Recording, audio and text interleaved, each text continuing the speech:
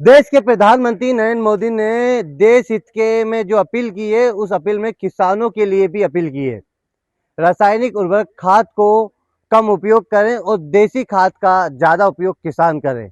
मेरे पीछे आप देख रहे हैं देसी खाद है, और इसी देसी खाद को लेकर अब जो अपील की है देश हित में प्रधानमंत्री जी ने, उस अपील का किसान कितना पालन कर रहे हैं, इसी को जानने के लिए हम आए हुए हैं। हमारे साथ MS मेवाड़ा जी जो किसान है, खुद 35 एकड़ उनके पास जमीन है।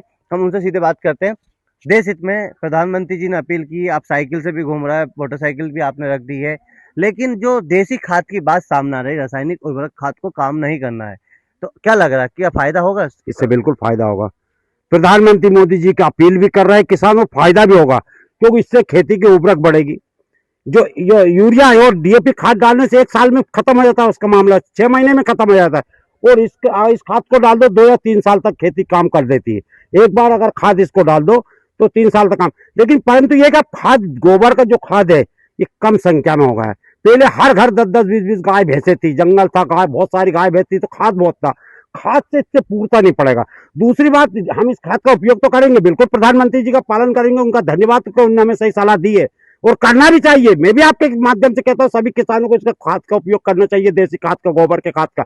इससे अपनी फसल में अच्छी पैदावार भी होती है, उसकी विटामिन भी मिलता है, गेहूं में भी उसमें अच्छा वो आता है, लेकिन पैदावार इससे कम होती है।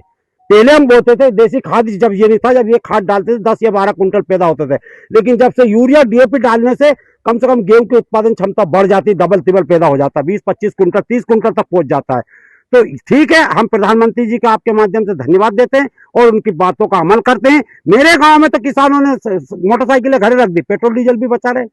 क्यों बचा रहे? कि भैया कुछ सीओर करीब ही है, इसी से आना जाना कर रहे हैं किसान लोग। बाजार जाना है तो, खेतों पे जाना है तो इसी से चल रहे, साइकिलों से, मोटरसाइकिल घर पे रख दी, अब साइकिलों से चल रहे। तो मैं इस बात का भी हमारे यहाँ तो पालन किया जा रहा है। चंदेरी गांव सीहोर जिले का, हमारे केंद्रीय कृषि मंत्री शिवराज सिंह चौहान का क्षेत्र है ये, उनके वो स्वयं कृषि मंत्री है, तो उनका पालन तो पहले किया जाता है यह चंदेरी गांव में। तो किसान लोग अब साइकिल से भी आना जाना शुरू कर दिया, पेट्रोल की बचत भी कर रहे हैं। और ये देख लीजिए, मैंने खुद ने ये देखिए गोबर का ढेर लगा लिया, इकट्ठा कर लिया। प्रधानमंत्री मोदी जी ने जब से अपील करी, हमने गोबर का और इकट्ठा ज्यादा। 35 एकड़ जो जमीन है उसमें हो जाएगा? पूर्ति में तो नहीं पड़ पाएगा, मुश्किल से 2 या 4 एकड़ कवर कर पाएगा, बाकी नहीं कर पाएगा। तो फिर क्या करोगे आप? फिर क्या करेंगे, मजबूरी में अब क्या करेंगे, इसको थोड़ा थोड़ा करके करेंगे। संकट आएगा तो उसका सामना तो करना है, देश से उभरना तो है, क्योंकि अब विश्व युद्ध चल रहा है। या तो सारे देश मिलकर शांति वातावरण की एकता करा दे।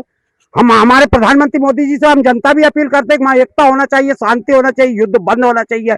अमेरिका के प्रधानमंत्री जी को इनको समझाना चाहिए कि आप एकता करो, भाईचारा लाओ। इस युद्ध के कारण, इस विश्व युद्ध के कारण तमाम